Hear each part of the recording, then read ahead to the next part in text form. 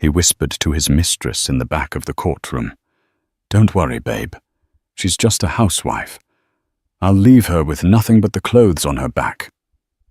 Arthur Vance thought he was the smartest man in the room.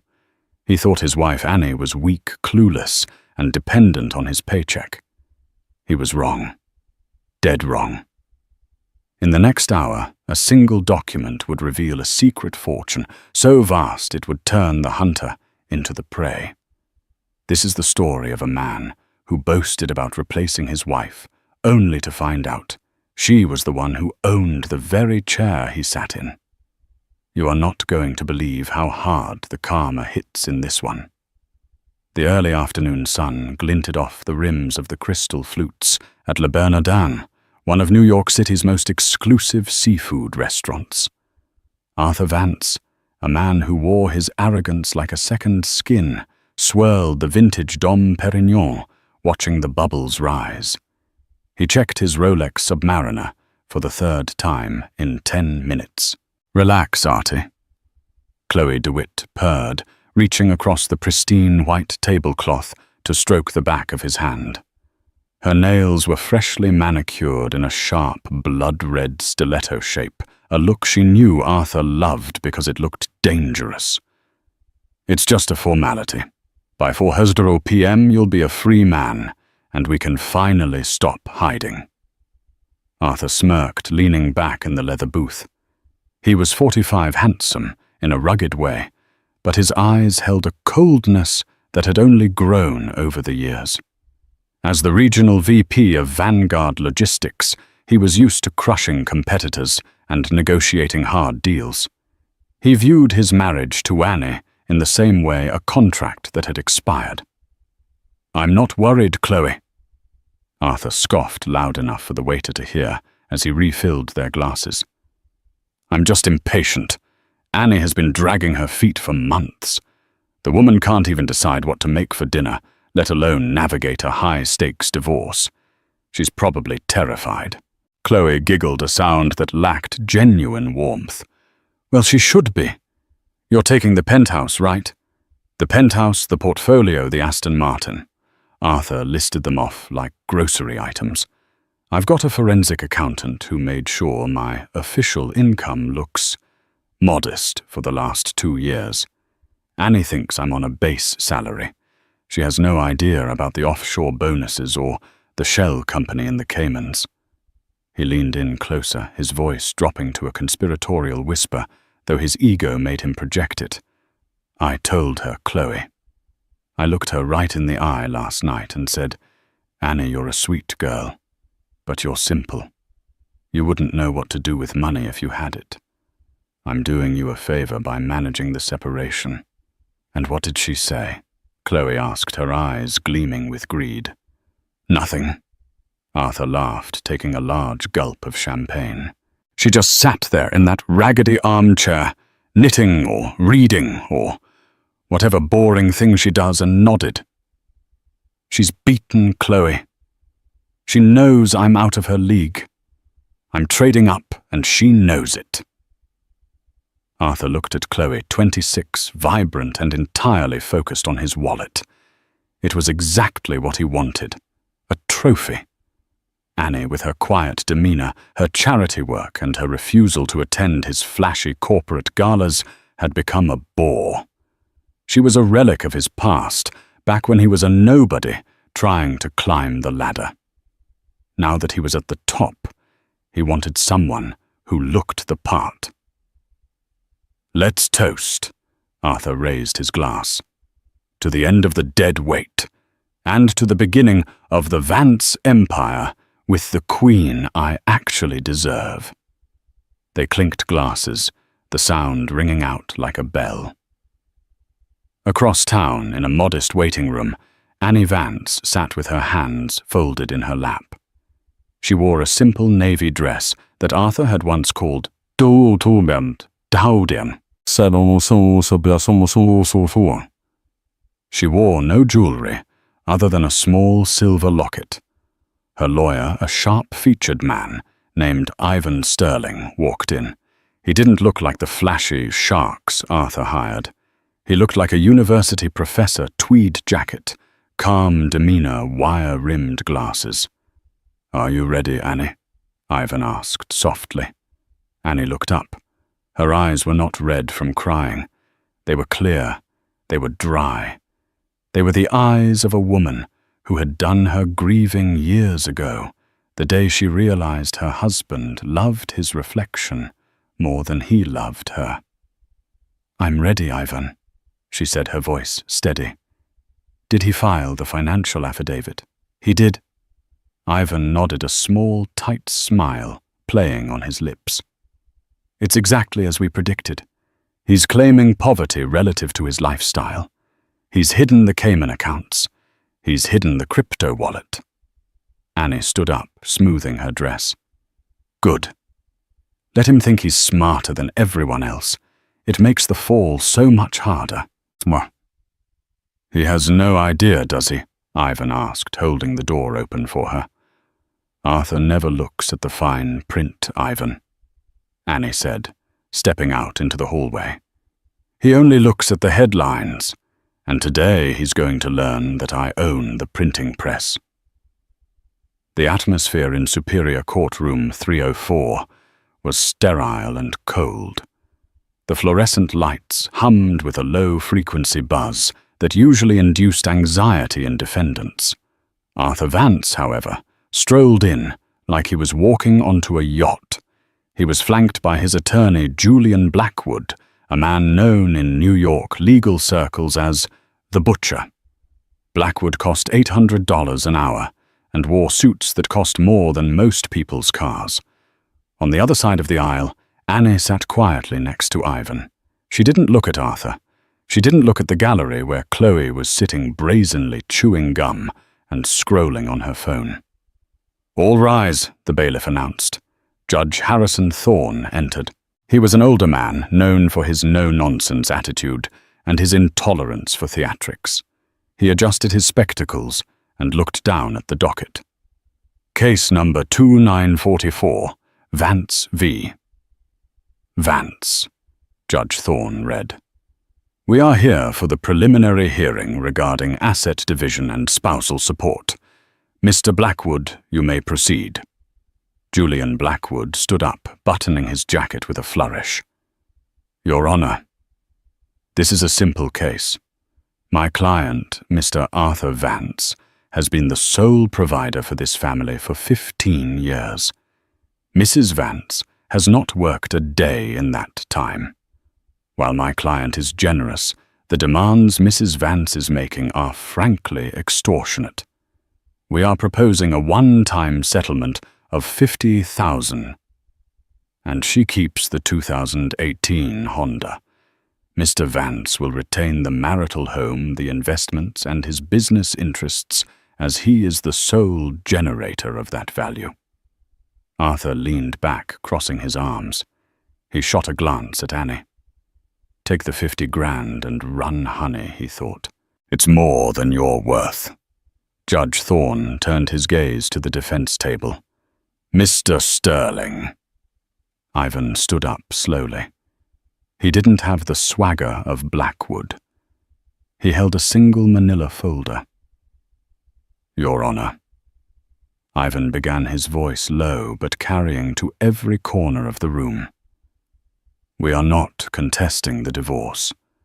My client wants out of this marriage just as much as Mr. Vance does. However, we strongly contest the framing of the financial reality." "Objection," Blackwood barked, barely standing up. "Relevance.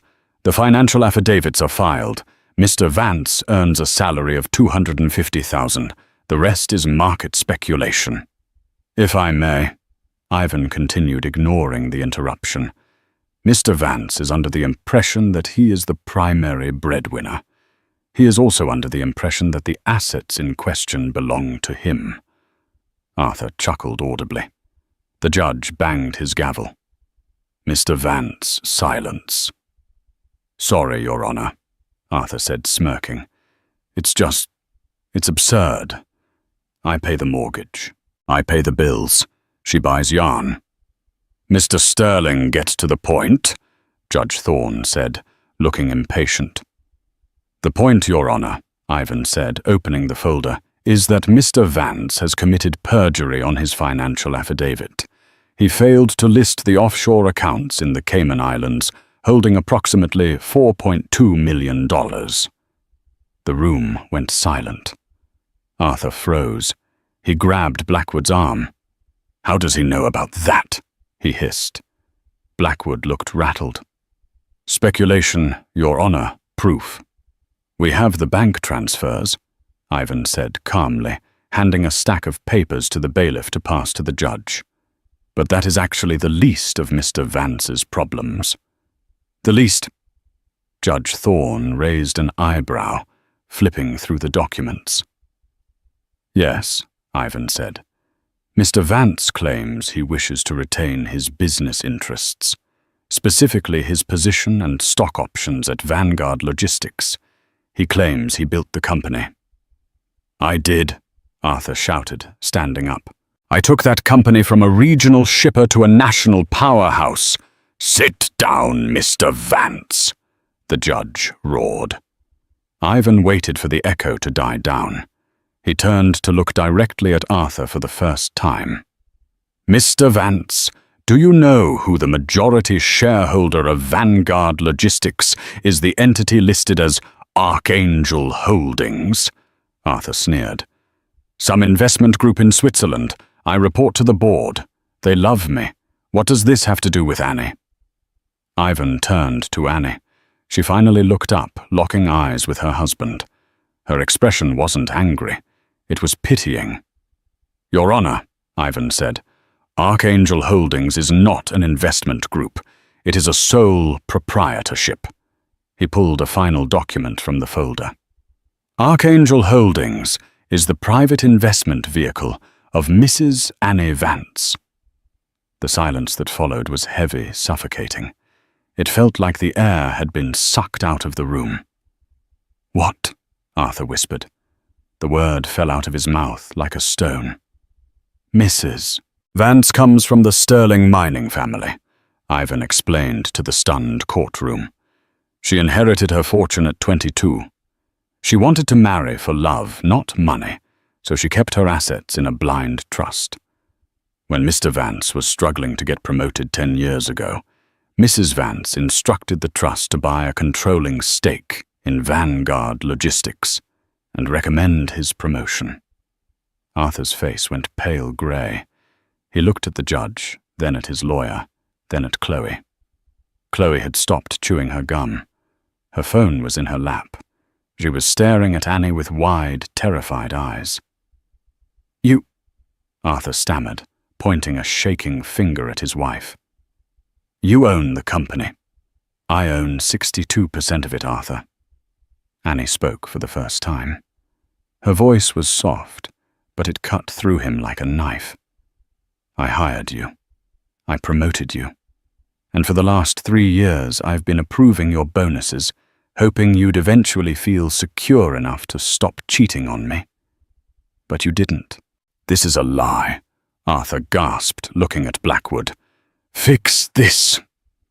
Blackwood was frantically reading the document Ivan had slid across the table. "It looks authentic, Arthur. It's a notarized deed of trust." "And," Ivan added, delivering the final blow for the opening round, "since Mr. Vance has just admitted to using company funds, my client's funds, to facilitate an extramarital affair and hide assets, we are countersuing not just for divorce, but for embezzlement and breach of fiduciary duty." Arthur Vance slumped into his chair. The winner of the morning was suddenly staring down the barrel of a loaded cannon. The court recessed for lunch, but nobody in Arthur's camp was eating.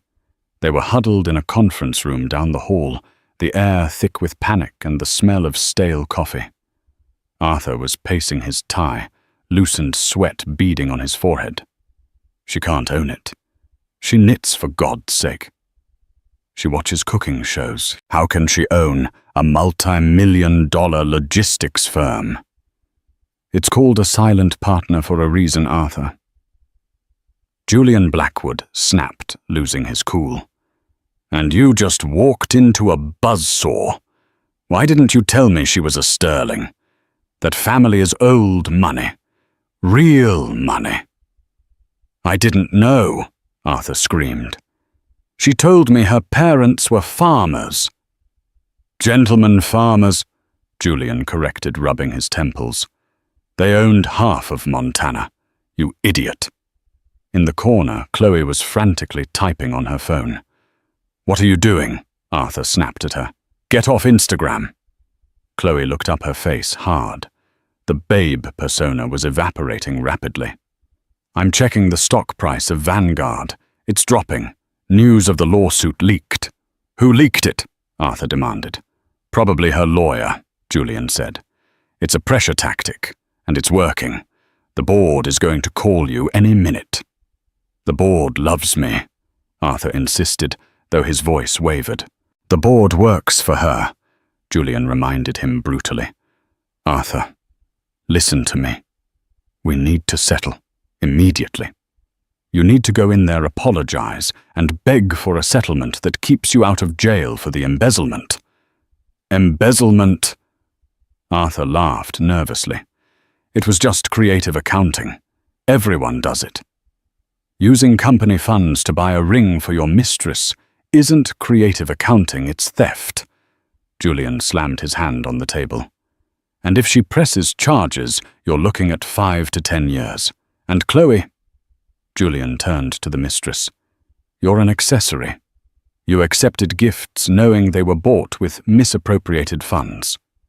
Chloe stood up, grabbing her Chanel bag. Whoa, hold on. I didn't know anything. Arthur told me he was rich. He told me it was his money. Arthur stared at her. Chloe. We're in this together. Chloe let out a sharp, cruel laugh. Together, Arthur, look at you. You're a middle-aged manager who's about to get fired by his wife. I'm 26. I have a modeling career to think about. I can't be dragged into an embezzlement scandal. You said you loved me, Arthur said, his voice small. I loved the lifestyle, Chloe corrected, moving towards the door. And it looks like the lifestyle just got repossessed. Where are you going? Arthur stepped toward her. To the bathroom, Chloe lied. I need to fix my makeup before we go back in. She walked out the door, clicking shut behind her. Arthur sank into a chair, putting his head in his hands. She's coming back, right? Julian didn't answer. He was too busy reading the fine print of the document Annie's lawyer had provided. Arthur, did you sign a non-compete clause when you took the VP role? I don't know, maybe I sign 100 things a day. Well, Julian said, his face grim. You signed one, and it says if you are terminated for cause, like say stealing money to fund an affair, you are barred from working in the logistics industry in North America for 5 years. Arthur felt the room spin. His career, his reputation, his girl. It was all dissolving like sugar in hot water. Meanwhile, in the courthouse cafeteria, Annie sat with Ivan calmly eating a yogurt. He's going to come begging, Ivan said. I know, Annie replied. What do you want to do? Annie set her spoon down. He humiliated me, Ivan, for years. He made me feel small so he could feel big. He introduced that woman to our friends as his assistant and laughed about it behind my back. He spent our anniversary in Cabo with her, while I sat at home waiting for a phone call. She looked out the window at the city skyline. I don't want his money. I have plenty. I don't want an apology, because it won't be real. Then what do you want? Ivan asked. Annie's eyes hardened. I want the truth. I want him to stand on that stand under oath and admit exactly what he is, and then I want to fire him. Publicly. Ivan smiled. Then finish your yogurt, Mrs. Vance. We have a show to put on. Just then, Ivan's phone buzzed. He looked at the text message and raised an eyebrow. What is it? Annie asked. It's a message from Chloe DeWitt, Ivan said, turning the phone so Annie could see. The message read, I have recordings of Arthur talking about hiding the money. What are they worth to you? Annie stared at the screen. A slow, icy smile spread across her face. Tell her to come to the conference room, Annie said. Let's see how loyal Arthur's true love really is. The conference room smelled of lemon polish and nervous sweat. Annie sat at the head of the mahogany table, her posture perfect, hands clasped over the files that held the destruction of her marriage. Ivan Sterling stood by the window watching the door. When it opened, Chloe DeWitt didn't sashay in. She slunk in. The bravado from the restaurant was gone, replaced by the frantic energy of a trapped animal. She clutched her phone like a lifeline. Sit, Annie said. It wasn't a suggestion. Chloe sat. She looked at Annie, really looked at her for the first time. She didn't see the dowdy housewife Arthur had described. She saw a woman radiating the kind of power that doesn't need to raise its voice. Arthur says you're bluffing. Chloe started, her voice shaky. He says you can't prove the embezzlement without implicating yourself since you own the company. Annie smiled, a cold, wintry expression. Arthur thinks checkers is a strategy game. I'm playing chess. I didn't authorize those specific transfers. My signature was forged on the approval override. That makes it a felony for him and theft for anyone who received the proceeds. Annie leaned forward. That diamond tennis bracelet on your wrist. The lease on your apartment in Soho. The Cayman trips. That's stolen property, Chloe. Grand larceny. Ivan has the police on speed dial. You could be in a cell by dinner. Chloe's hand flew to her bracelet, her eyes widening. I didn't know. He told me it was his bonus. Ignorance isn't a defense when the numbers are this big, Ivan interjected smoothly. However, Annie softened her tone just a fraction. I'm not interested in destroying a 26-year-old girl who was foolish enough to believe a liar. I want Arthur. Total, absolute capitulation. You said you had recordings. Chloe swallowed hard. She tapped her phone screen, her fingers trembling. He likes to brag.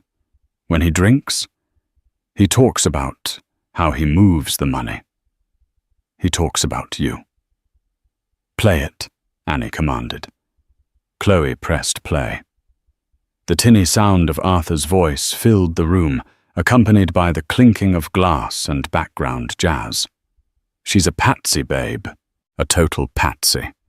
I've got 3 million sitting in a shell corp called Blue Horizon. I skimmed it off the logistics shipping contracts.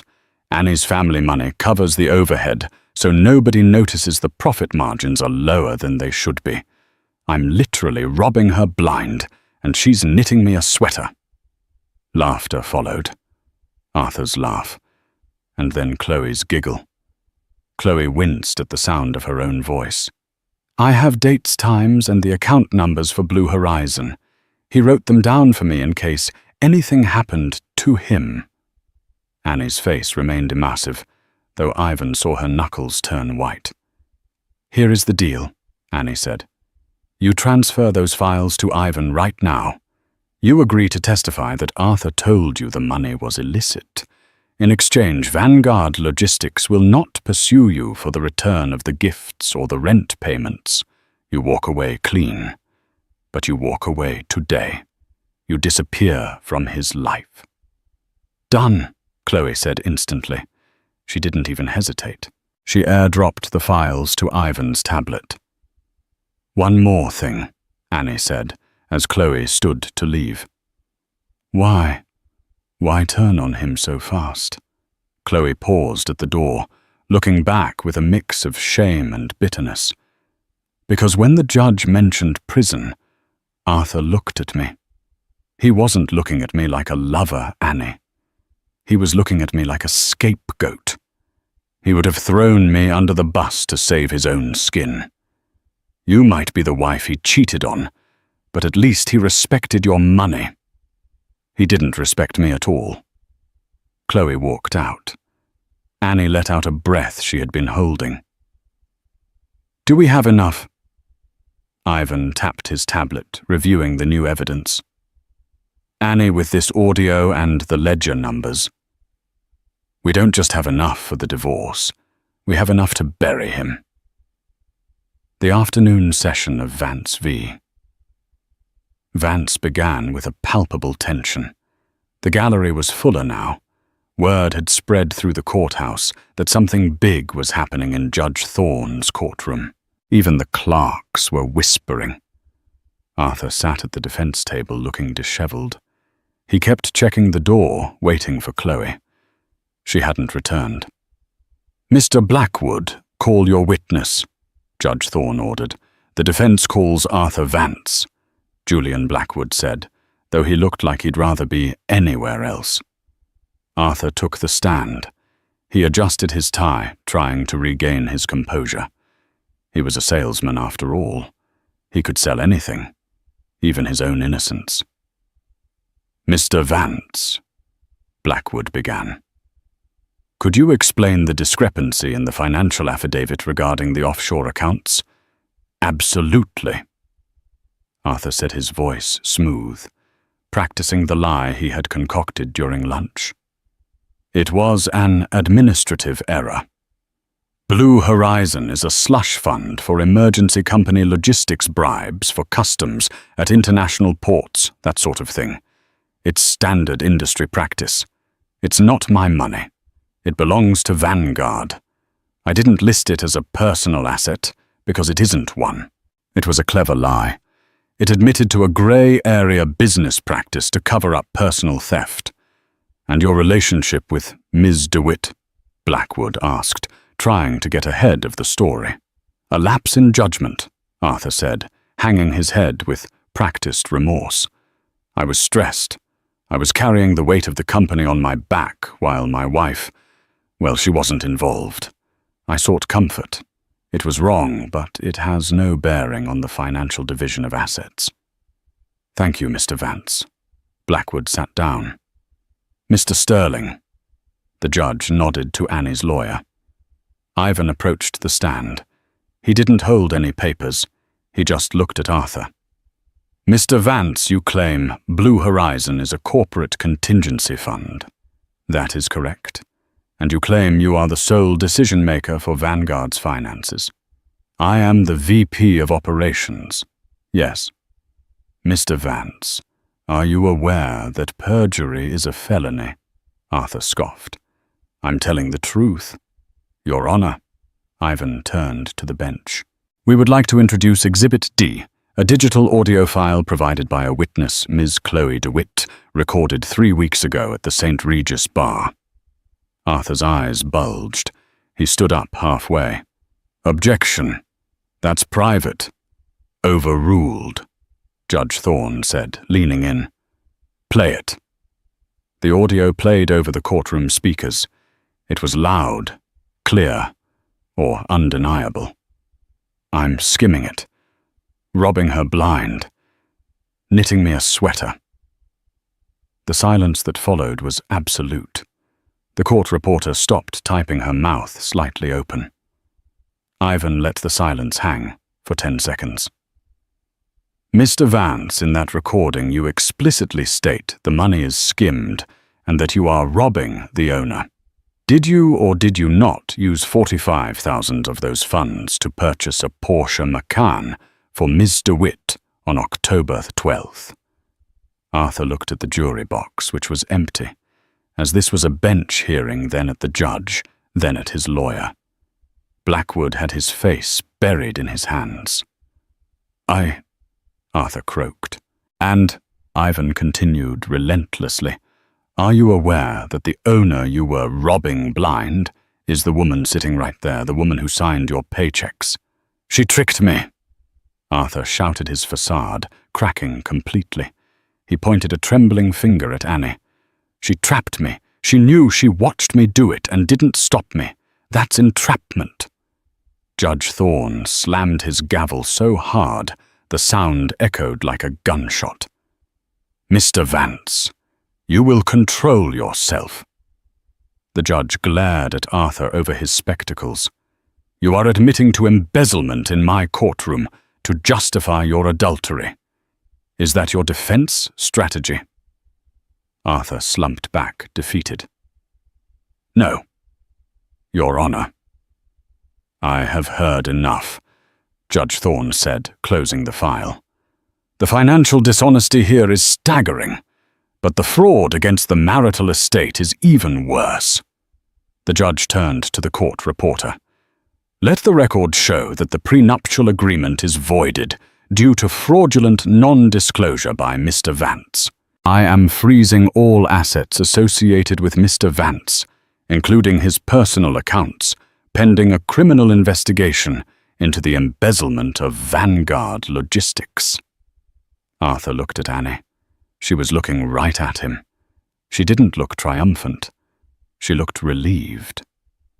"Mr. Sterling," the judge asked, "does your client wish to say anything before I issue the final dissolution?" "Yes, Your Honor," Ivan said. "Mrs. Vance has one final piece of business to conduct regarding Mr. Vance's employment." The morning sun hit the glass facade of the Vanguard Logistics Tower, casting a long, sharp shadow over downtown Manhattan. For Arthur Vance, this building was more than just a workplace. It was his cathedral. It was the physical manifestation of his ego. He adjusted his silk tie in the rearview mirror of the rental car, a Ford Taurus that smelled faintly of stale cigarettes. His Aston Martin had been seized the previous afternoon, towed away from the courthouse curb, while he shouted at the impound officer. He pushed that memory down, burying it under layers of delusional confidence. "It's just a setback," Arthur muttered to his reflection. His eyes were bloodshot from a sleepless night spent in a cheap hotel near the airport, but he bared his teeth in a practiced smile. "The board needs me. Annie might own the shares, but I own the operations. Without me, ships don't move. Cargo doesn't clear. I am Vanguard." He stepped out of the car, smoothing the wrinkles of his suit. He had convinced himself that yesterday's courtroom disaster could be spun. He would tell the board that Annie was mentally unstable, that the embezzlement was a misunderstanding, a complex tax strategy she didn't comprehend. He would gaslight an entire corporation if he had to. Arthur walked through the revolving doors with the stride of a king returning from war. He expected the usual reception, the hush of reverence, the nod from the front desk, the nervous energy of junior analysts scrambling out of his way. Instead, the lobby fell silent. It wasn't a respectful silence. It was the heavy, suffocating silence of a room full of people watching a car crash. Two receptionists stopped typing. A courier paused mid-step. Dozens of eyes fixed on him. Arthur ignored them. He marched toward the security turnstiles, pulling his platinum access badge from his pocket. He tapped it against the reader, ready to breeze through to the private elevator bank. Beep, beep, beep. A harsh red light flashed, access denied. Arthur frowned, tapping it again. Harder. Beep, beep, beep. Access denied. "Damn technology," Arthur hissed. He looked over the barrier at the security station. "Miller. The system is glitching again. Buzz me through." Officer Miller. A man Arthur had ignored for 5 years. Never learning his first name, never asking about his kids. Slowly stood up behind the marble console. He didn't reach for the release button. He crossed his massive arms over his chest. "I can't do that, Mr. Vance," Miller said, his voice deep and carrying across the silent lobby. "Excuse me," Arthur laughed, a sharp, incredulous bark. Do you know who I am? Miller? I'm the Vice President of Operations. If I'm not upstairs in 5 minutes, we lose contracts in Singapore. Open the gate. My instructions are clear, sir. Miller replied, his face impassive. Your credentials have been revoked. You are not permitted on the premises. Arthur felt a vain throb in his temple. The audience in the lobby was growing. He could see phones coming out. People were recording. Instructions from who? Arthur shouted, slamming his hand on the metal turnstile. I run this security team. I sign your paychecks. Actually, you don't. The voice didn't come from Miller. It came from the mezzanine level, drifting down like a verdict from on high. Arthur looked up. The glass railing of the second floor was lined with people. Standing front and center was Annie Vance. She looked transformed. The woman who had worn oversized cardigans and comfortable shoes was gone. In her place stood a titan. She wore a crisp, white, tailored suit that made her glow against the dark corporate interior. Her hair was pulled back in a severe, elegant chignon. Next to her stood Silas Thorne, the chairman of the board, and Victoria Graves, the chief financial officer. Annie. Arthur's voice wavered, losing its boom. What is this? Is this another one of your little games? Annie didn't shout. She didn't need to. She walked to the top of the grand staircase, her heels clicking rhythmically on the marble. It's not a game, Arthur. It's a shareholder intervention. You can't ban me from my own building. Arthur yelled, trying to regain control of the narrative for the sake of the onlookers. I built this company. I took Vanguard from a regional shipper to a global powerhouse. You think you can run this? You knit scarves, Annie. You don't know the difference between a container ship and a canoe. He vaulted over the turnstile. A gasp went through the crowd. It was a desperate, undignified move, his expensive shoes scrabbling for traction. Mr. Vance, stop! Miller stepped forward, hand on his taser.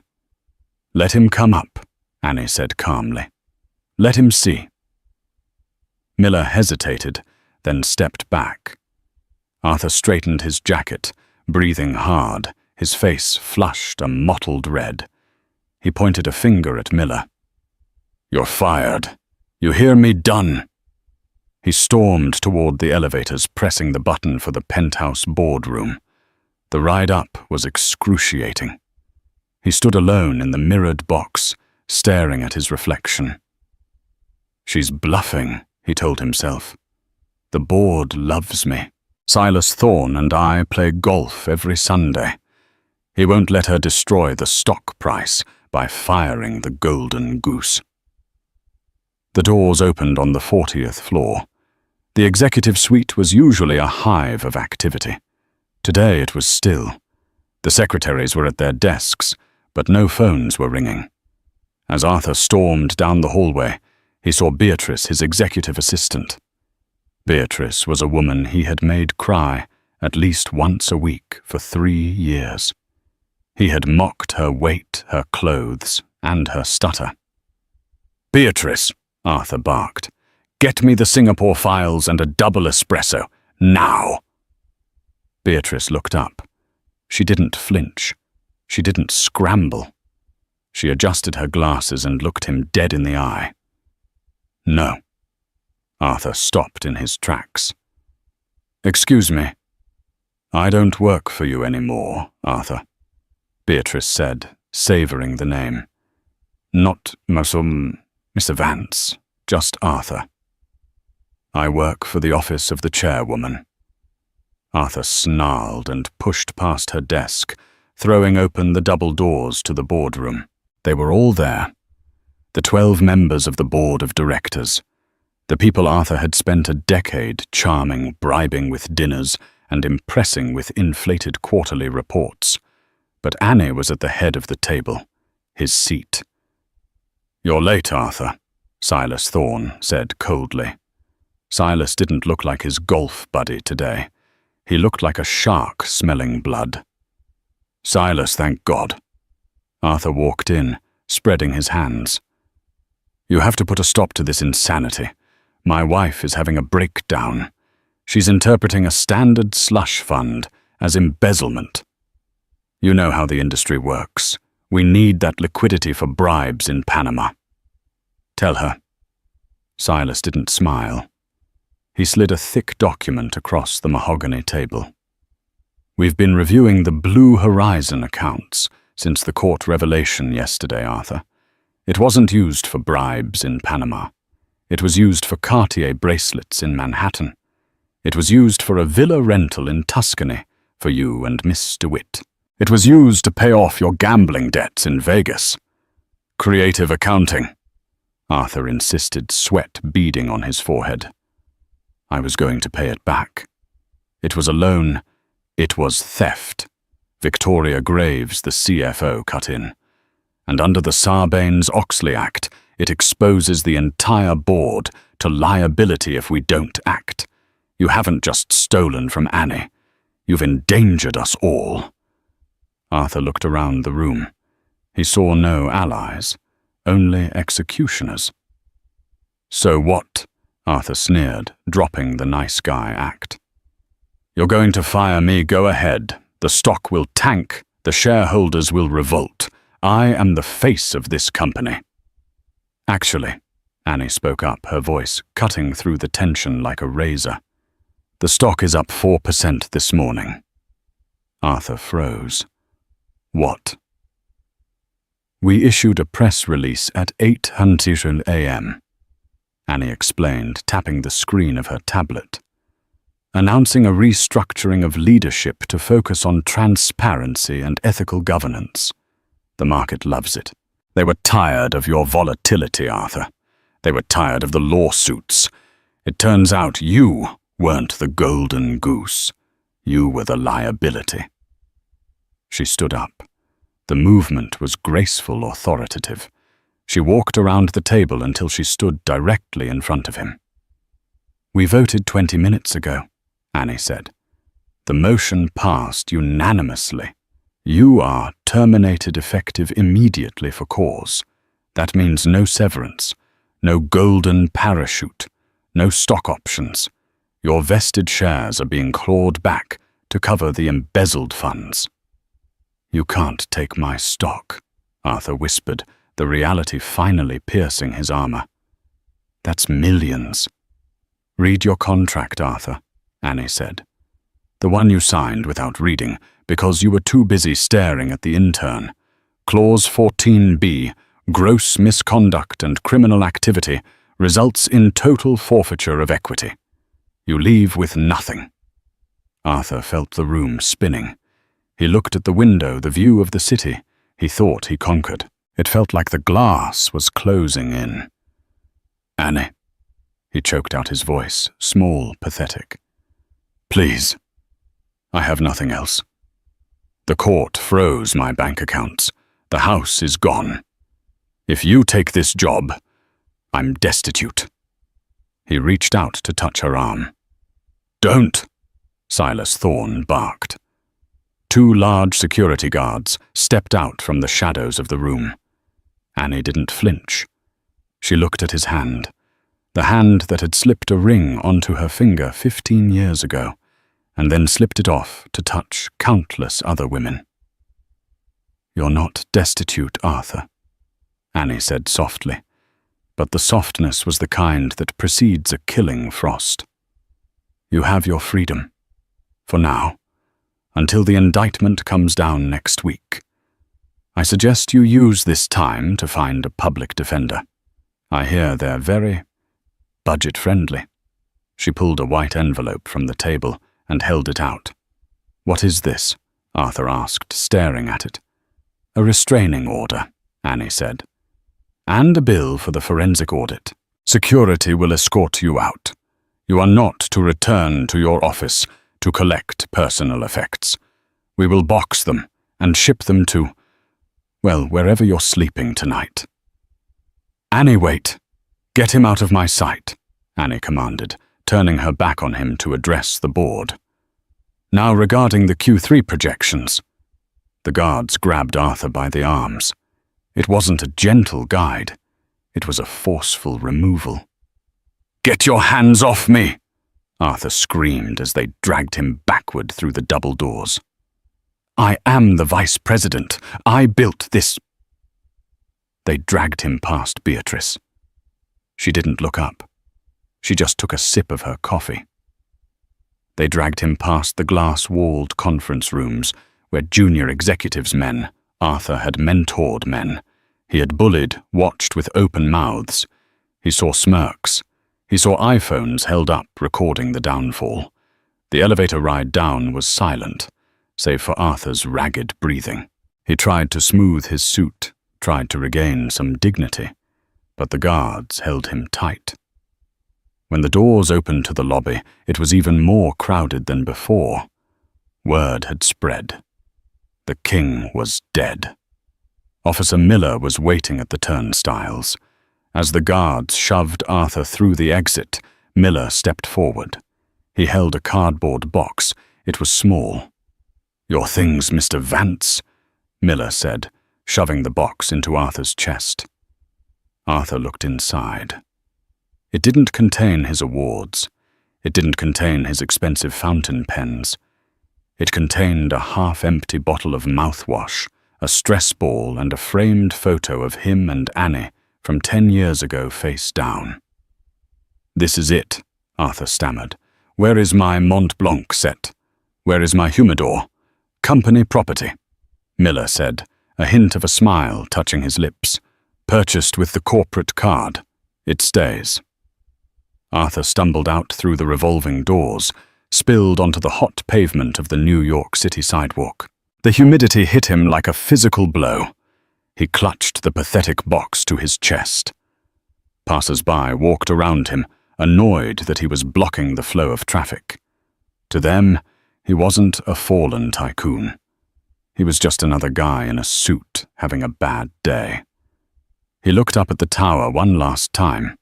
High above on the 40th floor, he imagined Annie sitting in his chair, signing the papers that erased his legacy. His phone buzzed in his pocket. He pulled it out with trembling fingers. It was a notification from his bank. Alert, checking account overdrawn. Recurring payment. Porsche Financial failed. Arthur Vance sank down onto the concrete planter outside the building he used to rule. He put his head in his hands and wept. Not for his marriage, not for his morals, but for the only thing he had ever truly loved himself. And for the first time in his life, he realized that nobody was watching, and nobody cared. 6 months later, the Federal Correctional Institution at Otisville was known in the press as a club fed for white-collar criminals. But from the inside, it was just a cage. The air always smelled the same, a mixture of industrial floor wax, boiled cabbage, and despair. Arthur Vance sat on the edge of his bunk, staring at the concrete wall. The man who had once spent $3,000 on a suit just because he liked the lining was now wearing a jumpsuit that was 2 sizes too big and the color of dirty dishwater. His hair, once meticulously styled and dyed to hide the gray, was now thinning rapidly, revealing the stark white roots of a man who had aged 10 years in 6 months. "Vance!" Agar Harrold barked from the hallway. "Visitor! Move it!" Arthur stood up. A flicker of hope ignited in his chest. He checked his reflection in the polished metal that served as a mirror. He smoothed his eyebrows. It has to be Annie, he thought, as he was marched down the corridor. She's finally come. She's realized she can't run the company without me. She's here to offer a deal. I'll play hard to get it first, then I'll agree to consult. He walked into the visitation room, his heart pounding. He sat down at booth number 4 and looked through the thick, scratched plexiglass. The hope died instantly. Sitting on the other side wasn't Annie. It wasn't even Chloe, who had blocked his number and moved to Los Angeles the day the indictment came down. It was Ivan Sterling, Annie's lawyer. Ivan looked immaculate. He wore a charcoal suit that probably cost more than Arthur's bail bond. He had a leather briefcase open on the table next to him. Arthur picked up the black phone receiver. "What do you want?" he rasped. His voice sounded rusty. He didn't talk much these days. The other inmates didn't care about his stories of corporate conquests. "Just tying up loose ends, Arthur." Ivan said, his voice tinny and distorted through the speaker. "I'm here to close out the final distribution of the marital estate." Arthur leaned in, his eyes narrowing. "The estate, right. The penthouse sold last month. I saw it on the news in the rec room. Sold for $6.2 million. "It did," Ivan nodded.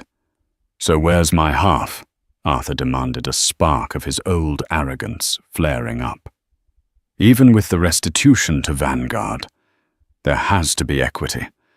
I want my check, Ivan. I need to put money on my commissary account. The food in here is garbage." Ivan stared at him for a long moment.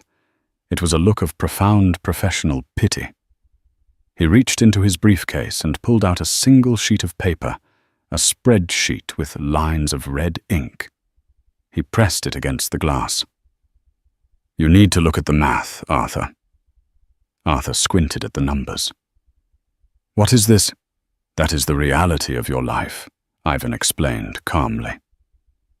"You assumed you were rich because you lived in a rich man's house and drove a rich man's car. But you didn't own any of it." Ivan pointed to the first line. "The penthouse was mortgaged to 90% of its value. After the bank took their cut and we paid the closing costs, the equity was minimal. Then came the liens.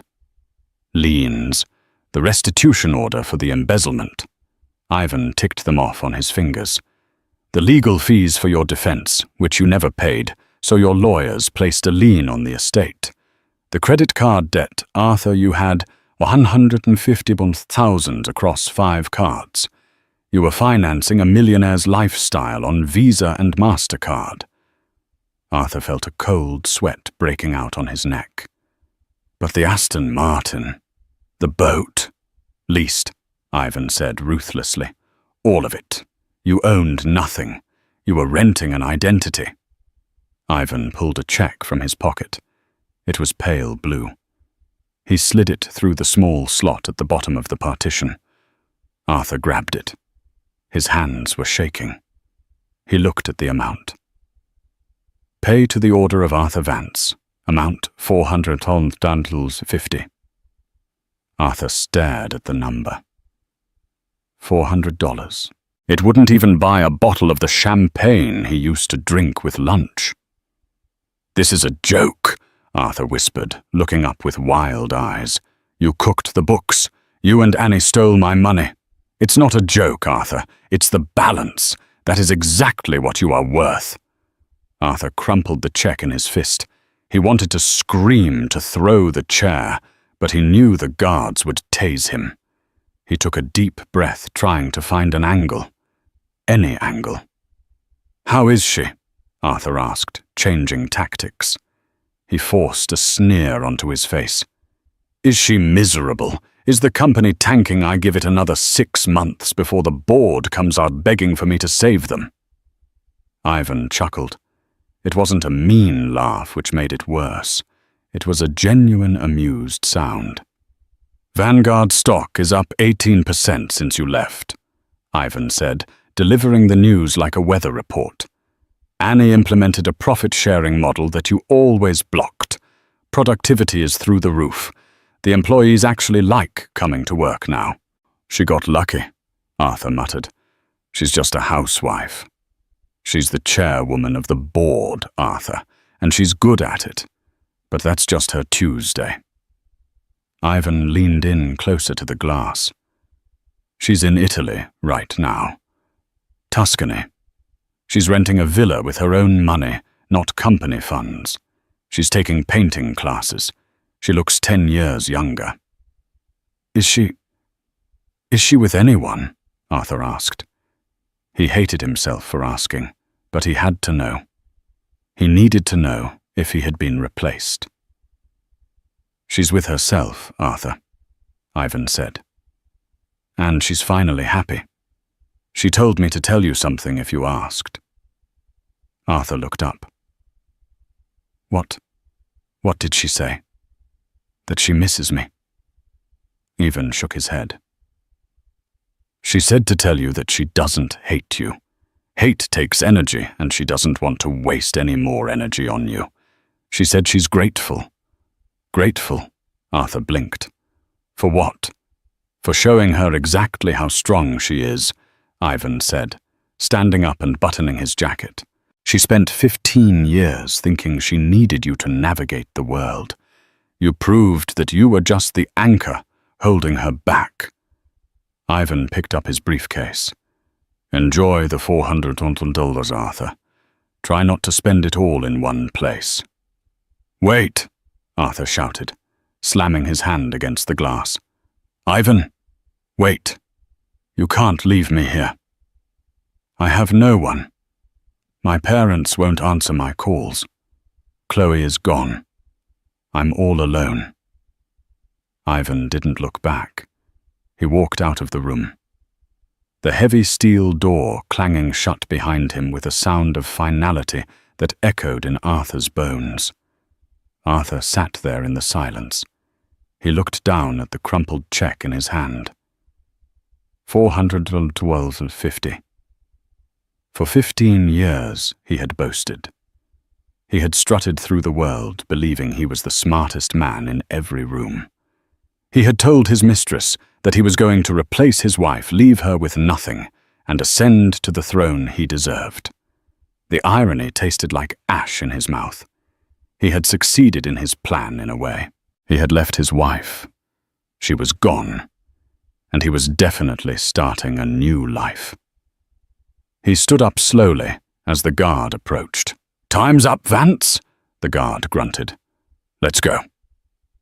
Arthur Vance, the man who thought he was a king, turned around and shuffled back toward his cell. He clutched the check to his chest, not because it was money, but because it was the only receipt he had left for a life spent chasing fool's gold. He had tried to play the big game, never realizing that the opponent he underestimated held all the cards from the very beginning. And that is the ultimate receipt. Arthur Vance spent his life thinking value was determined by price tags and appearances. He treated his wife like an accessory he could discard, never realizing she was the entire engine of his life. He wanted a trophy, but he lost the championship. This story serves as a brutal reminder. Be careful who you step on as you climb the ladder, because they might just own the building. Annie didn't need to scream or fight dirty to get her revenge. She just let Arthur's own arrogance destroy him piece by piece. What would you have done in Annie's shoes? Would you have let him rot in prison? Or was the $400 check the perfect insult? Let me know your thoughts in the comments below. If you enjoyed this story of instant karma and a sweet justice, please smash that like button. It really helps the channel grow. And don't forget to subscribe and ring the bell so you never miss a story about liars getting exactly what they deserve. Thanks for watching, and I'll see you in the next video.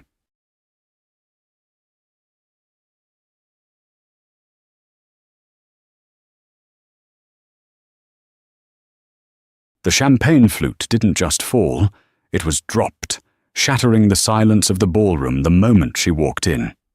Everyone told Marcus Thorne that bringing his 23-year-old mistress to the annual shareholders' gala was a bold move. He called it a power play. He thought he was untouchable, the future CEO of the company. But he forgot one thing: the woman he destroyed to get there wasn't staying buried in the past. When the door swung open, it wasn't just an ex-wife walking in. It was a reckoning in red silk. And when the most powerful billionaire in the room walked past Marcus to take her hand. That was just the beginning of the end. The crystal chandeliers of the Plaza Hotel's grand ballroom in New York City hummed with the kind of light that only money could buy. It was the night of the Vanguard Global Annual Gala, an event where stock prices were manipulated over canapés and careers were made or destroyed between sips of Dom Perignon. Marcus Thorne adjusted his silk bow tie in the reflection of a darkened window, satisfied with what he saw. At 38, he was the vice president of sales for Vanguard Global, and rumors were swirling that tonight the aging CEO, Arthur Penhaligon, would finally announce his successor. Marcus had the numbers, he had the charisma, and he had the ambition. "Babe, stop looking at yourself. You're making the waiters nervous," a high-pitched voice giggled beside him. Marcus turned to see Tiffany Ray, clutching his arm with a possessive grip. Tiffany was 23, a former marketing intern at Vanguard, and the reason Marcus's 10-year marriage had imploded 6 months ago.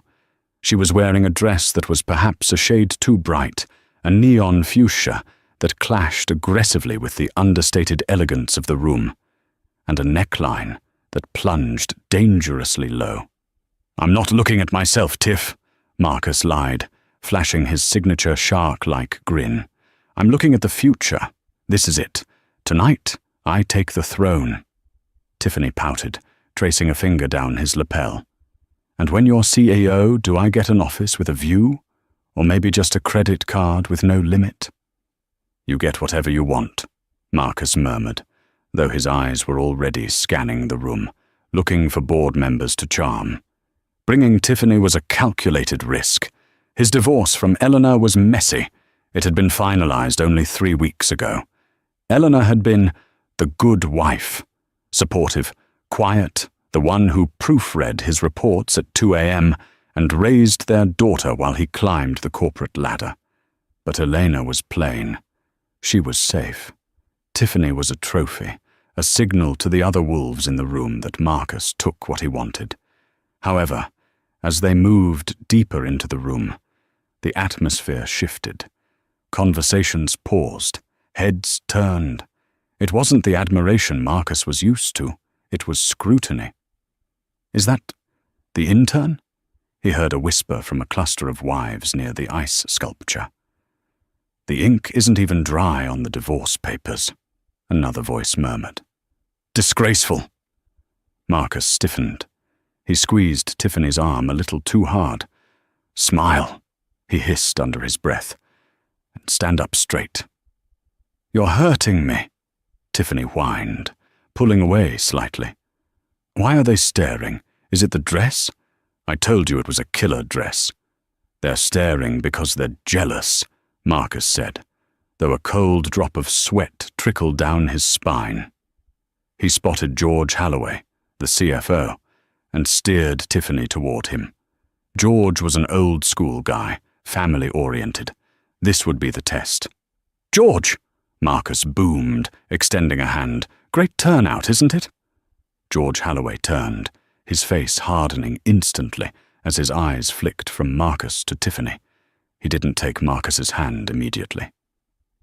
"Marcus, Miss Ray, is it?" "Tiffany, please!" She beamed, oblivious to the chill in the air. "Bold choice, Marcus," George said, his voice low and devoid of warmth. "Bringing a guest so soon, especially with the merger rumors." "The merger is just gossip, George," Marcus laughed, trying to project confidence. "Besides, life moves on. I'm focused on the future of Vanguard." "Are you?" George took a sip of his scotch. "Because word is, the new potential partners value stability, integrity, character." Before Marcus could retort, a hush fell over the room. It wasn't the gradual quiet of a speech beginning. It was the sudden, sucked in breath of 300 people simultaneously stunned into silence. The main double doors at the top of the grand staircase had swung open. Usually this entrance was reserved for Arthur Penhaligon, the CEO, but Arthur was already at the bar. Marcus frowned, irritated that someone was upstaging him. "Who is that?" Tiffany asked, squinting. "She looks like a movie star." Marcus followed Tiffany's gaze up the staircase, and his heart hammered against his ribs. He blinked, sure that the lighting was playing tricks on him. Standing at the top of the stairs was a woman. She was wearing a gown of deep, liquid emerald velvet that hugged every curve of her body, with a slit that ran up her thigh, tasteful, yet devastating. Her hair, usually tied back in a messy bun during their marriage, cascaded in glossy, dark waves over one shoulder. She wore diamonds at her throat, real ones, heavy enough to sink a ship. It was Eleanor. But it wasn't the Eleanor he had left crying at the kitchen table. It wasn't the Eleanor who wore oversized sweaters to hide the weight she was too tired to lose. This was a queen surveying her kingdom. "No," Marcus whispered, the blood draining from his face. "That's impossible." The click of her heels against the marble stairs echoed like gunshots in the silent ballroom.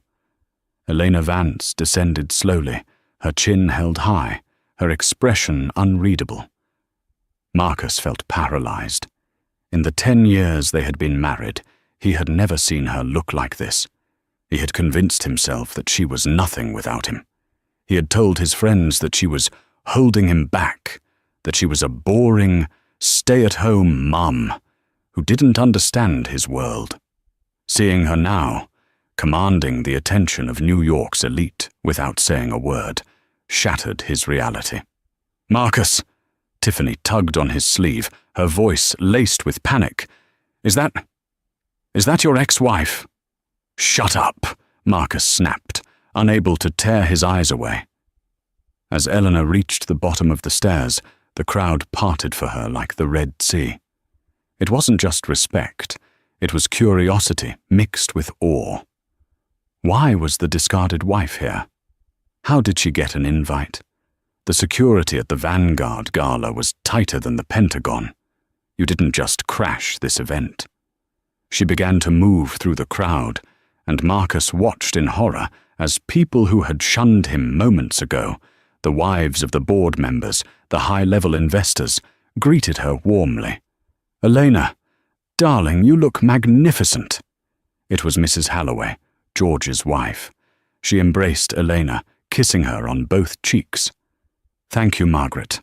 Elena's voice floated through the air, smooth and confident. "It's been too long. How is your grandson?"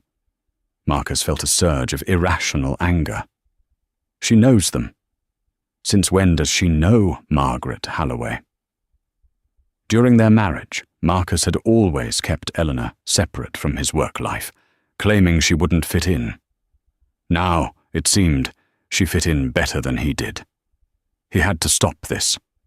She was obviously here to cause a scene, to embarrass him in front of the board before the CEO announcement. He couldn't let her ruin his night. "Stay here," Marcus ordered Tiffany, shaking off her hand. "But Marcus..." "I said stay here." He straightened his jacket and marched across the room, cutting through the crowd. He needed to intercept her before she got to the CEO. He needed to throw her out. He caught up to her near the orchestra. "Elena." She stopped mid-stride and turned slowly. Her eyes, usually warm and brown, were cold. They swept over him, then flickered briefly to where Tiffany was standing by the buffet, looking lost and tacky in her neon dress. "Marcus," she said. Her tone was bored. "I see you brought the reason for our divorce." How quaint. "What the hell are you doing here?" Marcus hissed, lowering his voice so the nearby guests wouldn't hear. "This is a private, corporate event, Elena. Security is going to drag you out, and I don't want to be embarrassed when they do." Elena laughed softly. It was a dark, rich sound. Embarrassed? Marcus, you brought a 20-year-old intern to the biggest business night of the year. You've done a fine job of embarrassing yourself without my help. I'm the VP of sales, Marcus snarled, his face flushing red. I belong here. You're a housewife who's living off my alimony checks. Did you spend the first check on this dress, trying to win me back? He expected her to flinch. He expected the tears that always used to come when he raised his voice. Instead, Elena stepped closer, invading his personal space. She smelled of expensive jasmine and danger. Win you back, she whispered, her eyes dancing with amusement. Marcus, looking at you now, sweaty, desperate, wearing a suit that's a season out of style.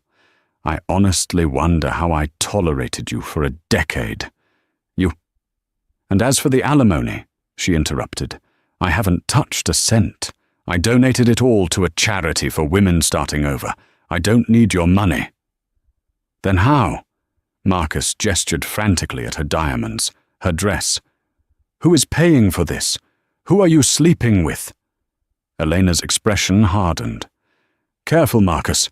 You're standing on a trap door and you don't even know who has the lever. Before Marcus could respond, a booming voice echoed from the stage at the front of the room. Ladies and gentlemen, if I could have your attention. It was Arthur Penhaligon, the CEO. The room went silent. Marcus panicked. The announcement was happening. He had to be at the front. He had to look like the successor. We're done here. Marcus sneered at Elena. Get out before security throws you out. He turned his back on her and rushed toward the stage, grabbing Tiffany on the way. Look happy, he commanded her. This is it. Elena watched him go, a small, sad smile playing on her lips. She took a sip of champagne. He really has no idea, does he? A deep, gravelly voice said from behind her. Elena didn't turn. She knew that voice. It was the voice that had saved her when her world fell apart. No, Elena replied softly. He thinks he's the main character of this story. He's about to find out he's just the villain. On stage, Arthur Penhaligon cleared his throat.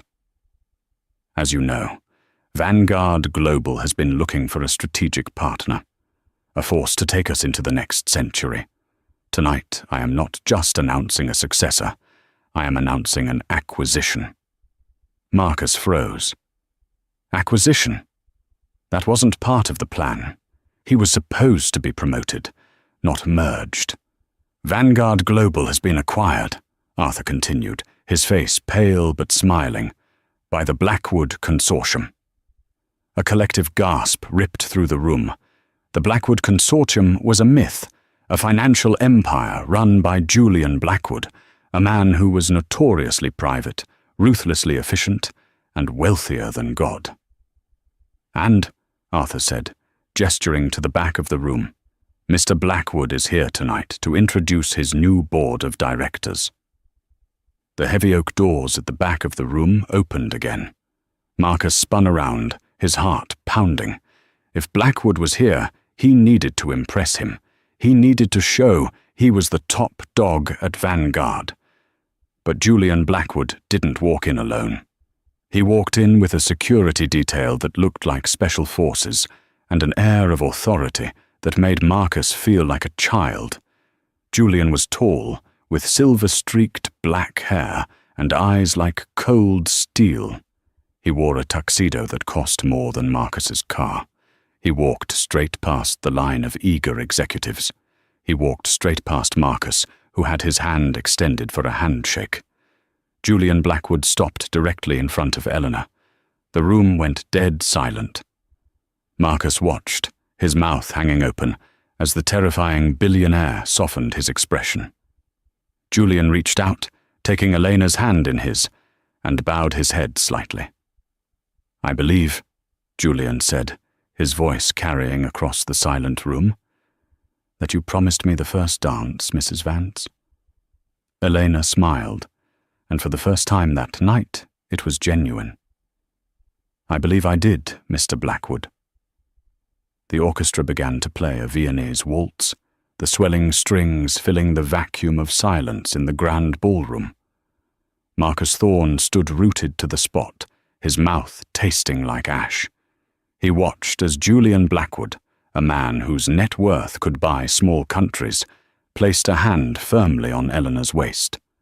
Eleanor placed her hand on his shoulder, her touch familiar and easy, as if they had done this 1,000 times. They moved across the floor with a fluidity that made everyone else look like clumsy amateurs. Eleanor's emerald dress swirled around her, catching the light, making her look like a living jewel. "Marcus!" Tiffany whined, pulling on his arm again. She had noticed the shift in the room's energy. Nobody was looking at her neon pink dress anymore. They were looking at the woman Marcus had thrown away. "Why is that old guy dancing with your ex? Is he rich?" Marcus yanked his arm away, his eyes narrowed into slits. "Rich? Tiffany, that is Julian Blackwood. He's the predator at the top of the food chain. If he's here, it means Vanguard is under his thumb." "So?" Tiffany shrugged. "Go talk to him. You're the VP. Tell him to stop dancing with her." "It's not that simple," Marcus snapped, his voice rising enough to draw a few scowls from nearby guests. He couldn't understand it. Elena was ordinary.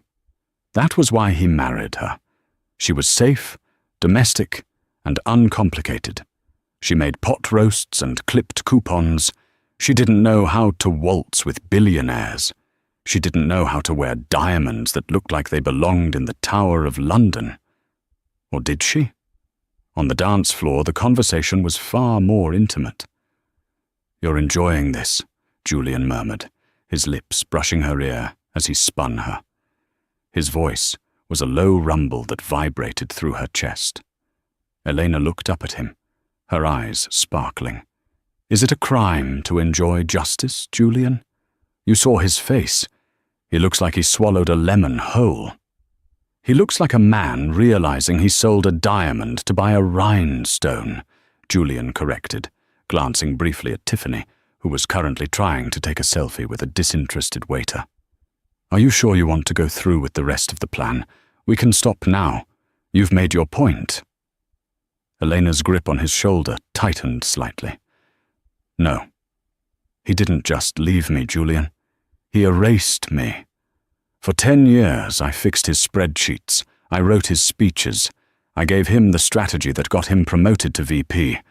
And when he got the title, he told me I wasn't corporate material. He told me I was an anchor, dragging him down.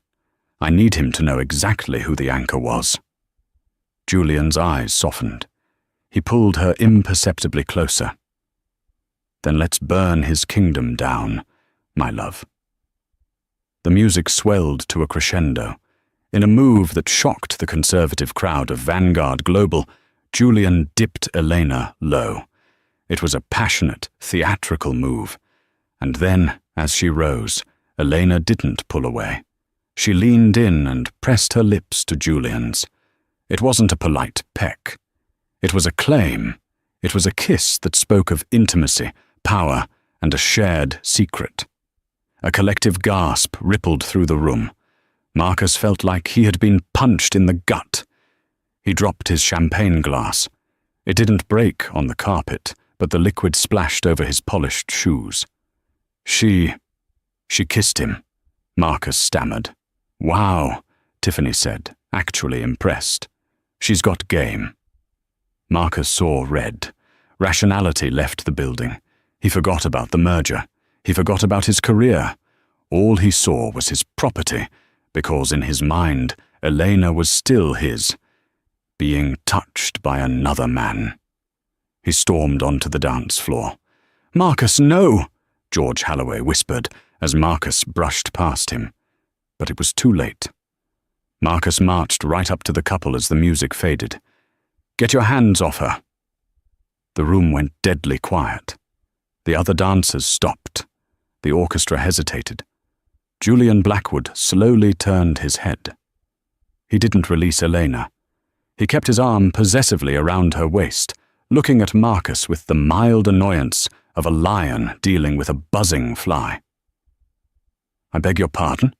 Julian said, his voice ice-cold. "You heard me," Marcus spat, pointing a shaking finger at Elena. "This is a company event, not a brothel. Elena, stop making a fool of yourself and get out. You don't belong here." Elena stepped out of Julian's hold, but she didn't retreat. She stepped toward Marcus. She was wearing heels, making her almost eye-level with him. "I don't belong here," Elena repeated, her voice calm and amplified by the acoustics of the silent ballroom. "That's funny, Marcus, because according to the invitation list, I'm the guest of honor. You, on the other hand, are listed as staff." Titters of laughter broke out in the crowd. Marcus flushed a deep purple. "I am the Vice President of Sales," he shouted, losing control. "I built this company's revenue for the last 3 years. I am the reason we are standing here. And you're nothing. You're a housewife who doesn't even know how to use Excel." Elena tilted her head. "Is that so? Who fixed the Q3 projections in 2022 when you messed up the pivot tables, Marcus? Who rewrote the pitch for the Anderson account when you were too hungover to type? Who told you to invest in the logistics infrastructure before the market shifted?" Marcus froze. His eyes darted around the room. He had taken credit for all of that. "You typed what I told you to type," Marcus lied, though his voice wavered. "You were a secretary at best." Julian Blackwood stepped forward, his massive frame eclipsing Marcus. "Mr. Thorne, you seem to be laboring under a delusion. You believe you are the asset Vanguard Global wants to keep." "I am the asset," Marcus insisted, puffing out his chest. "If you're acquiring us, you need me. I know the clients." Julian smiled. It was a terrifying, shark-like smile. "I didn't buy Vanguard for the clients, Mr. Thorne. I bought it for the intellectual property and for the leadership." Julian turned to the stage, where Arthur Penhaligon was waiting nervously. Julian nodded. "Arthur," Julian called out, "why don't we skip dinner and get straight to the announcement? Mr. Thorne seems eager to know where he stands." The ballroom was rearranged hastily. The waiters, sensing the tension, moved with supernatural speed to clear the dance floor and set up rows of chairs facing the stage. Marcus found himself pushed to the periphery. The seat with his name tag was no longer at the head table. It was at table 42, the table usually reserved for junior associates and the IT support staff, right next to the swinging doors of the kitchen. Tiffany sat down, looking miserable. "This table doesn't even have the good wine," she complained, poking at the centerpiece. "And why is everyone looking at us like we have a disease?" "Be quiet," Marcus hissed, his eyes glued to the stage. "It's a mistake, a hazing ritual. They're testing me." But his stomach was churning. He watched as Eleanor Vance walked up the stairs to the stage. She didn't sit in the audience. She sat in the center chair, right next to the podium. Julian Blackwood sat on her right. Arthur Penhaligon sat on her left. "Why is she up there?" Tiffany whispered. "Is she like the mascot?" Arthur Penhaligon approached the microphone. He looked tired. He looked like a man who had been outmaneuvered and was just grateful to be allowed to retire with his pension. "As I stated earlier," Arthur began, his voice trembling slightly, "Vanguard has been acquired by the Blackwood Consortium. But this deal was not a hostile takeover. It was a strategic partnership initiated by a silent stakeholder who has been guiding our movements from the shadows for the last 5 years. Marcus frowned. Silent stakeholder? He knew all the major shareholders. "This individual," Arthur continued, "saw the flaws in our management. She saw the inefficiencies in our sales department.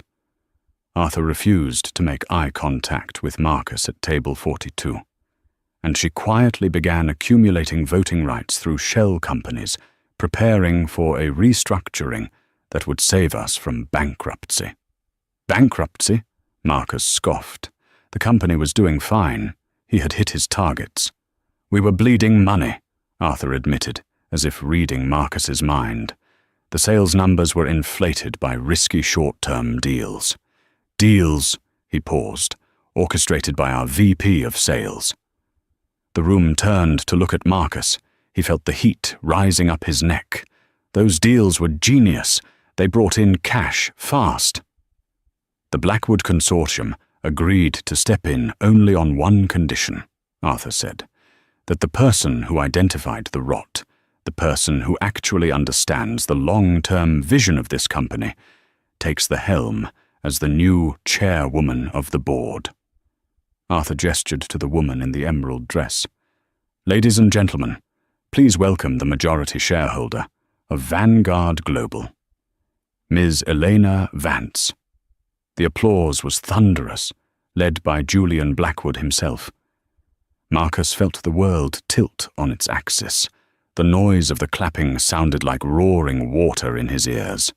Majority shareholder? That's impossible, Marcus shouted, standing up.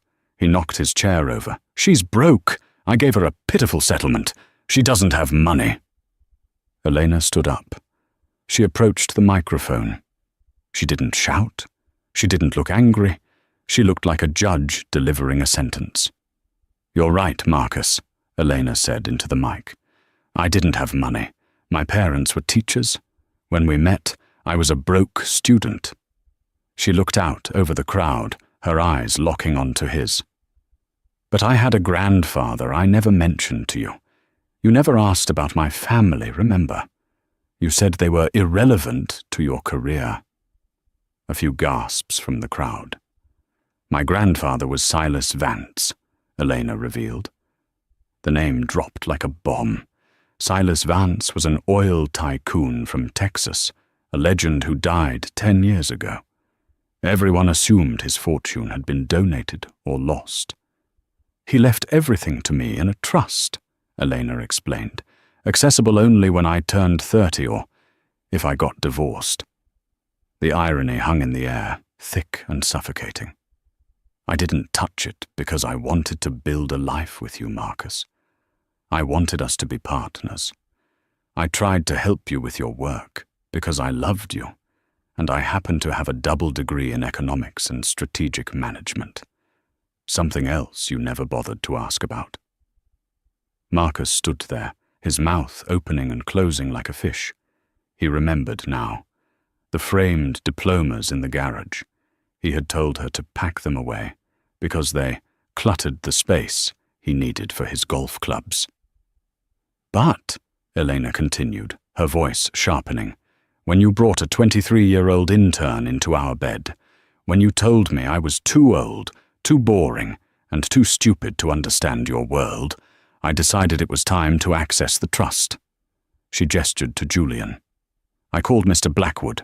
We had met once, years ago, at a charity gala you refused to attend.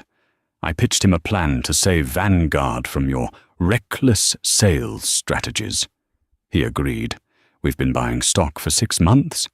Every time you insulted me during the divorce mediation, I bought another 1,000 shares. Elena leaned into the microphone, a cruel smile playing on her lips. So, thank you, Marcus.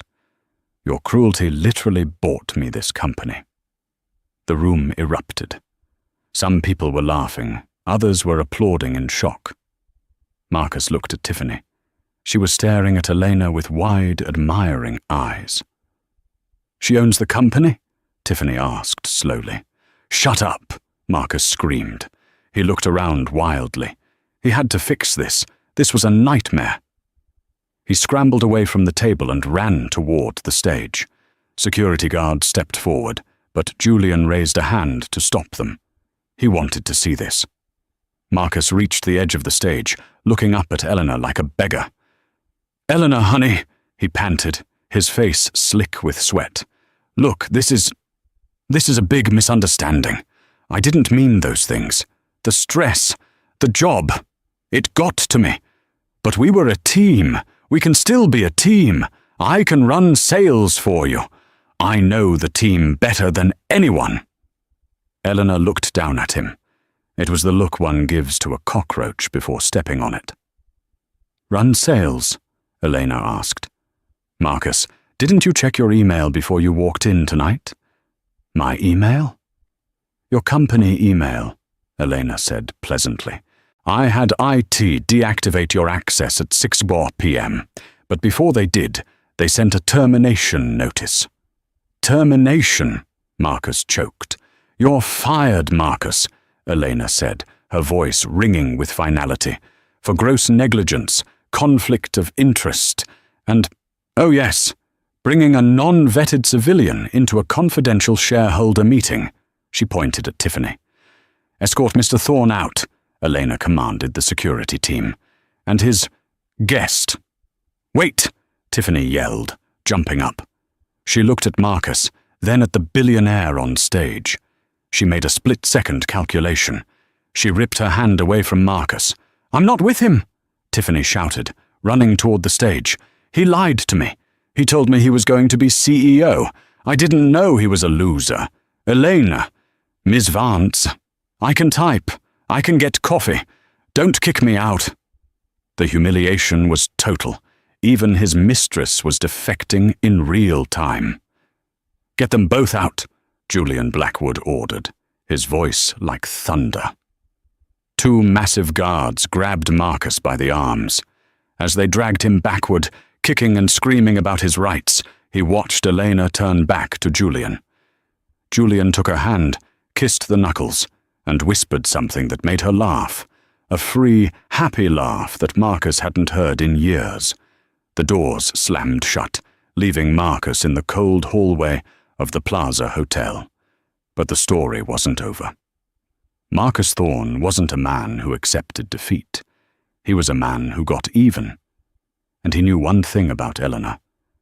She had a soft spot for their daughter, Lily. He pulled out his phone. His hands were shaking, but his eyes were full of malice. "You want war, Elena?" he whispered to the closed doors. "I'll give you war." The harsh fluorescent light of the motel room flickered, casting long, jittery shadows against the peeling beige wallpaper.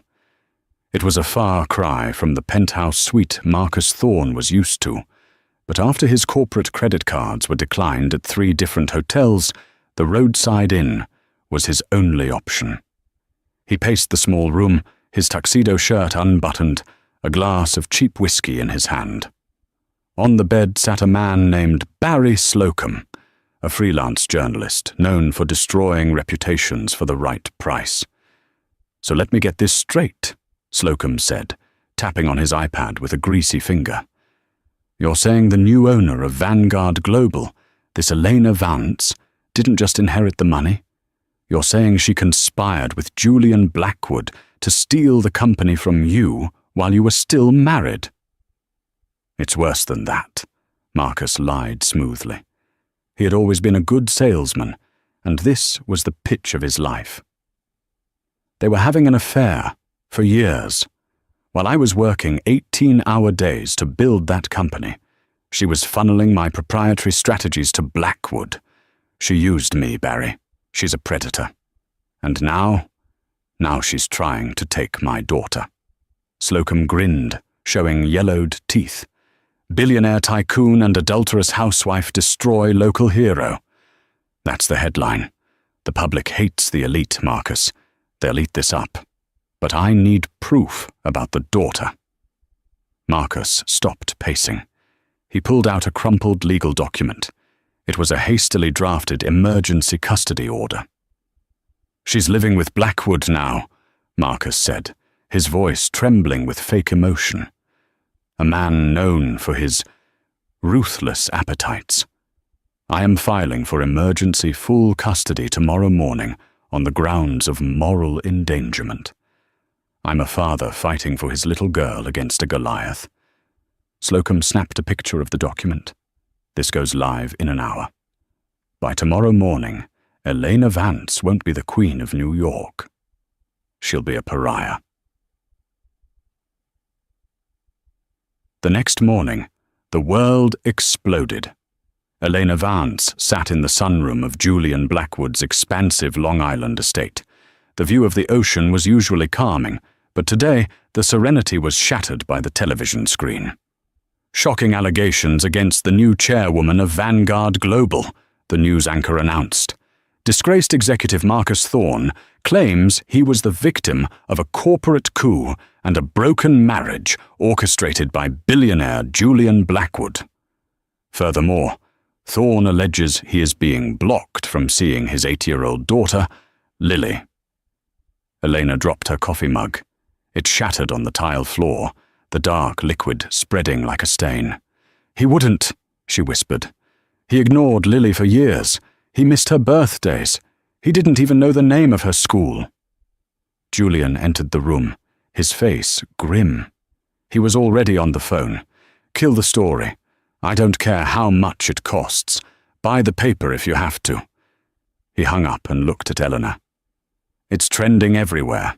He's playing the victim card perfectly." "He doesn't want Lily," Eleanor said, shaking. "He wants leverage. He knows she's the only thing I value more than my dignity." Just then, the front gate intercom buzzed. It was the estate security. "Mr. Blackwood, we have police at the gate, and a Child Protective Services agent. They have a court order." Elena's blood ran cold. She ran to the window.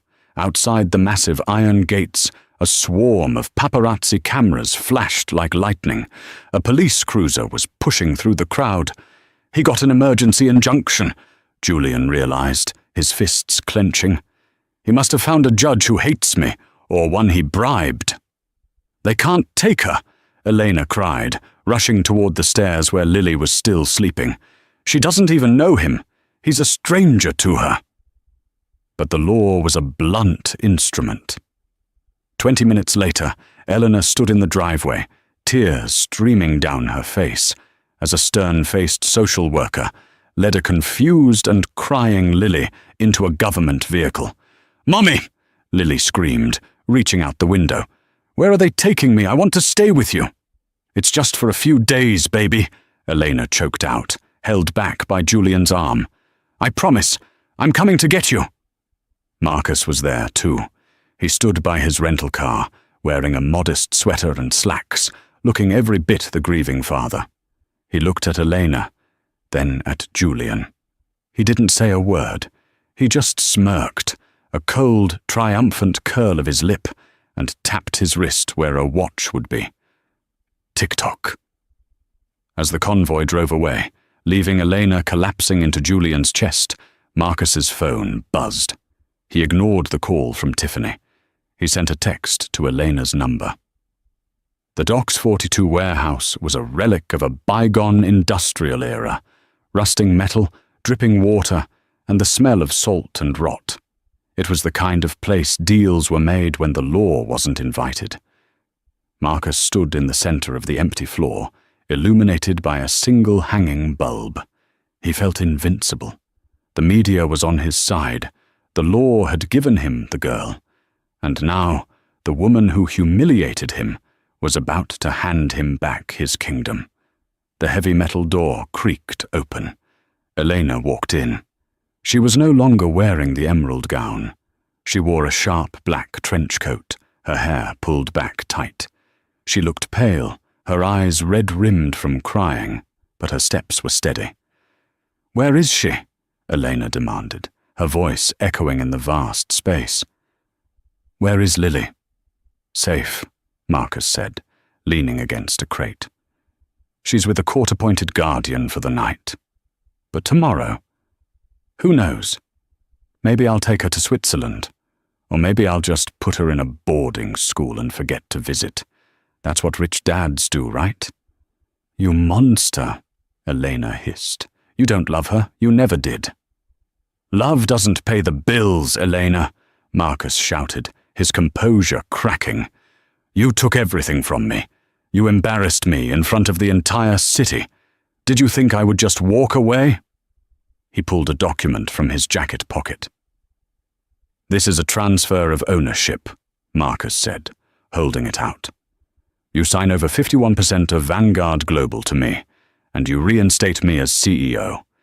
In exchange, I sign this affidavit admitting I lied about the affair, and I grant you full, sole custody of Lily. I walk away, and you get your daughter back." Elena stared at the paper. "You want the company?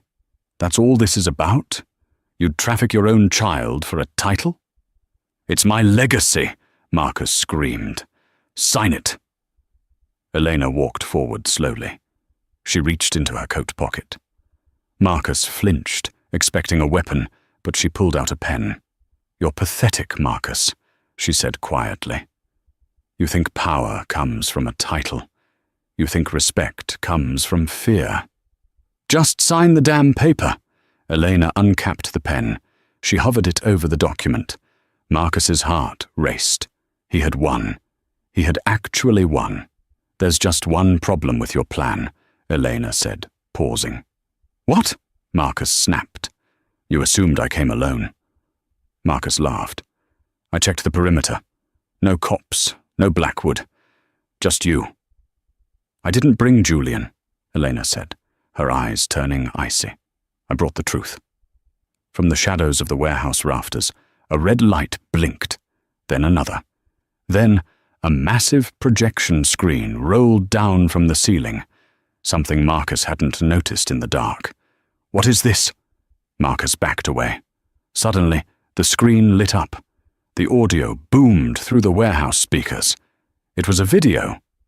But it wasn't from tonight. It was from 3 months ago. It showed Marcus sitting in his office at Vanguard.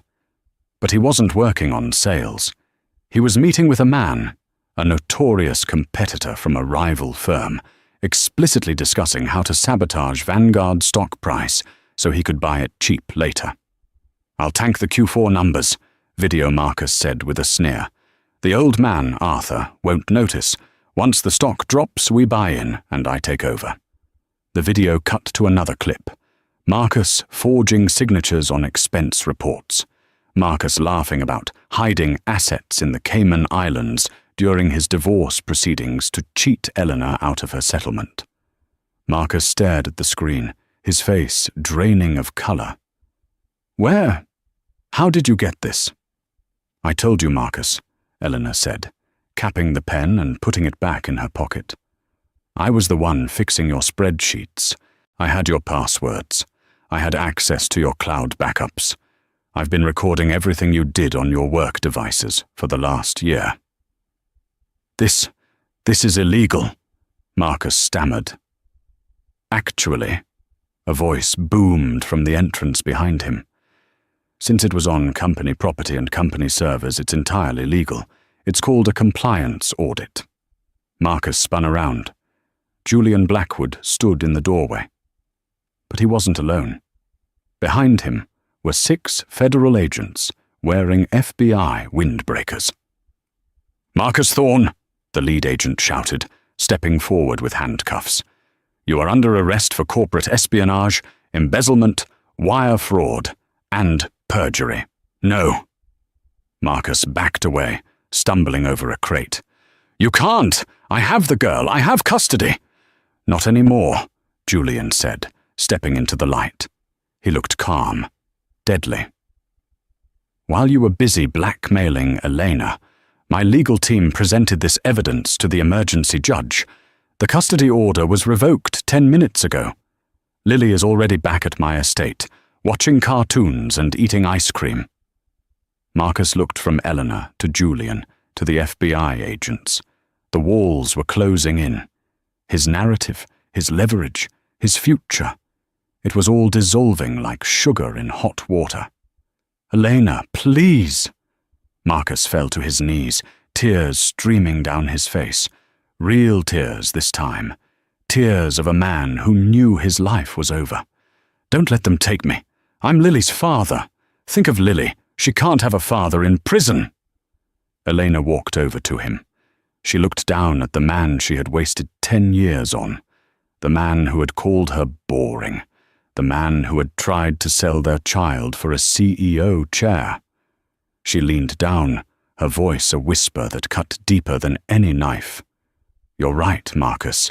Lily deserves better than a father in prison." She stood up and turned her back on him. "She deserves no father at all. Goodbye, Marcus." "Elena! Elena!" Marcus's screams echoed off the metal walls as the agents swarmed him, slamming him face first onto the concrete. The federal courthouse in Lower Manhattan was a fortress of grey stone and cold echoes, a place where hubris went to die. Inside courtroom 304, the air was thick, tasting of stale coffee and impending doom. It had been 6 months since the night at Docks 42, 6 months of investigations, frozen assets, and a media frenzy that had turned Marcus Thorne from a celebrated executive into a national punchline. Marcus stood at the defense table. The arrogance that had once defined him, the swagger, the shark-like grin, the way he used to look at people as if they were furniture, was gone. In its place was a hollowed-out shell of a man.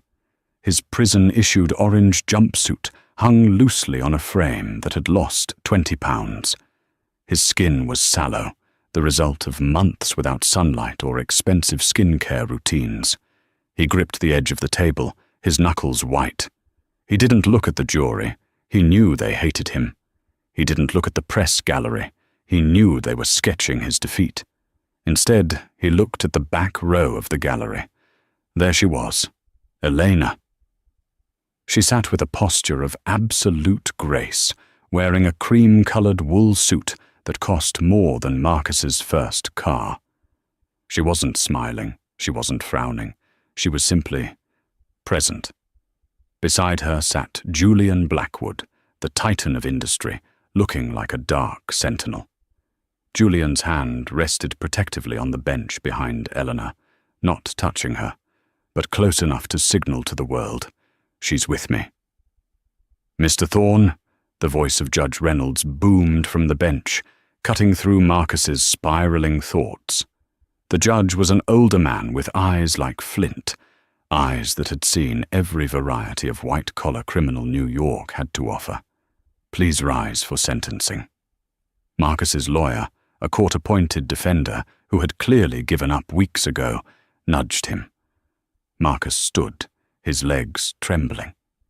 "Throughout this trial," Judge Reynolds began, his voice measured but lethal, "we have seen evidence of a man who believed himself to be above the moral and legal frameworks of this society.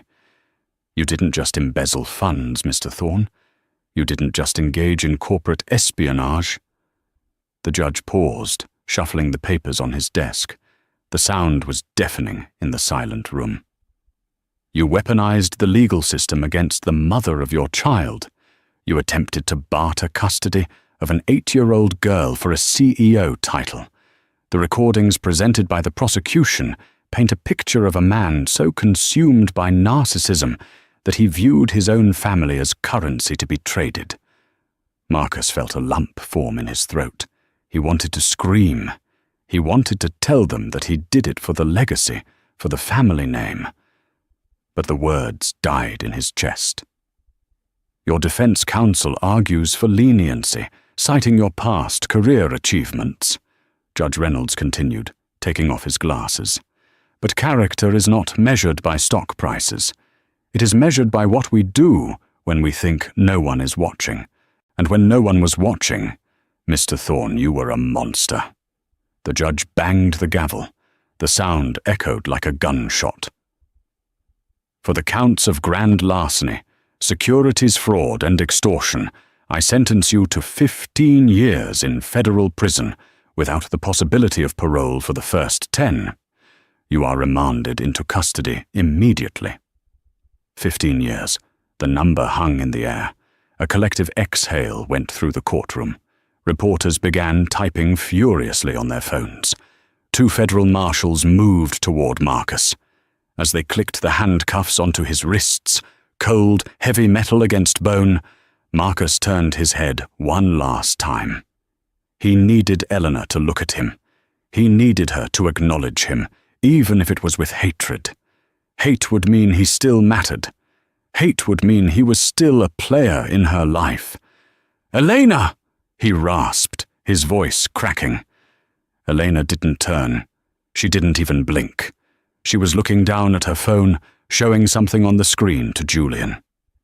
Julian smiled, a warm, genuine expression that softened his sharp features, and whispered something in her ear that made her shoulders relax. Marcus realized with a crushing, suffocating clarity. She doesn't care. He wasn't the villain of her story anymore. He wasn't the antagonist. He was just a footnote, a typo she had corrected. "Let's go," the marshal grunted, shoving Marcus toward the side door. As the heavy door clicked shut behind him, sealing his fate, Marcus Thorne vanished from the world of the elite, erased by the very woman he had tried to make invisible. 3 months later, the seasons had turned. The biting cold of winter had surrendered to the lush, vibrant promise of a New York spring. The cherry blossoms in Central Park were exploding in pink and white, mirroring the Renaissance happening inside the skyscraper at 40 Wall Street. The executive floor of Vanguard Global was unrecognizable. Under Marcus's reign, the office had been a boys' club. Dark mahogany walls, the smell of cigar smoke, heavy leather furniture, and an atmosphere of fear. Now the walls were glass, flooding the space with natural light. Modern art splashed color across the rooms. The silence of terrified employees had been replaced by the hum of collaboration. Elena Vance sat at the head of the massive quartz conference table.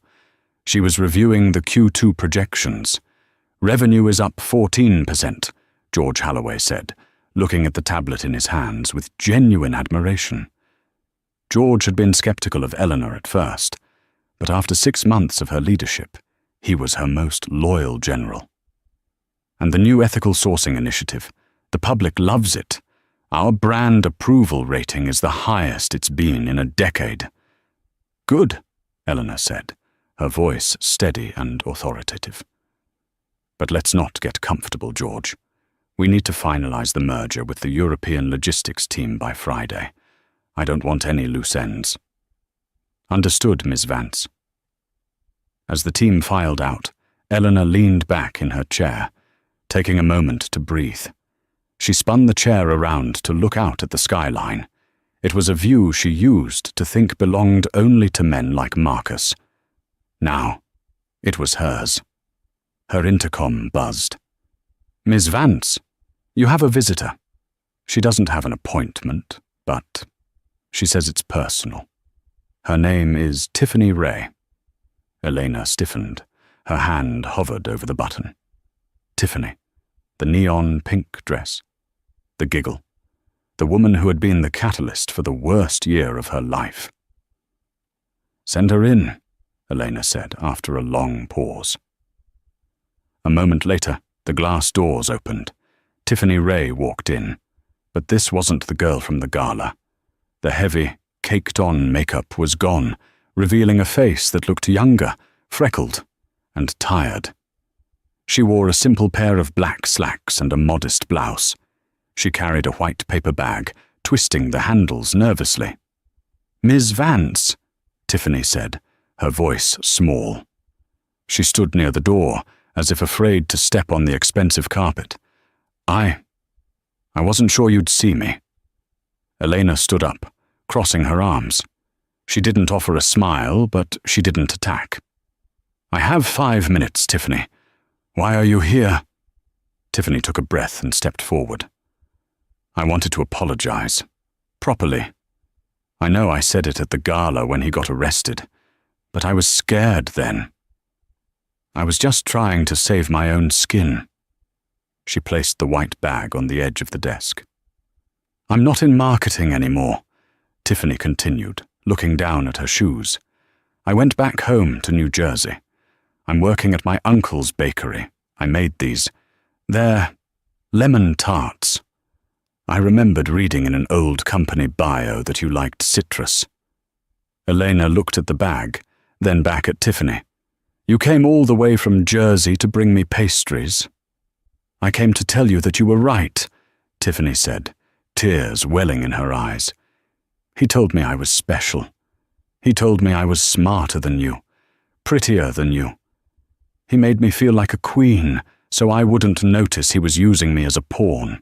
When I saw you that night, fighting for your daughter, fighting for your dignity, I realized I didn't want to be the other woman anymore.